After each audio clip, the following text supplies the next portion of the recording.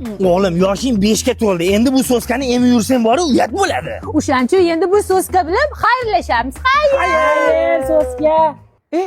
So'zga. Bu rahmatli menga ham mashaq kelardi. So'zgani tashlab o'rgan ekan. Mo'g'im bor, ber bo'lmasin. Voy, so'zgani qara, bobo yopishyapti.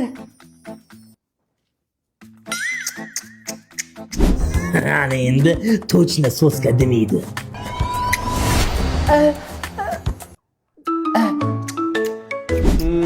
Hammasi qilib ko'ribsizlar, foydasi bo'lmabdi.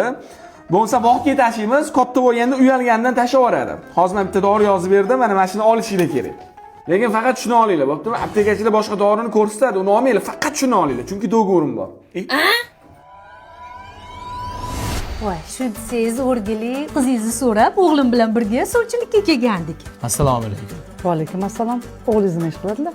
O'g'lim biznesmen, yaxshi pul topadi. Hamma do'konlarga shunaqa grinki, flint kireshkilarini yangi osh tamlisini olib kiradi.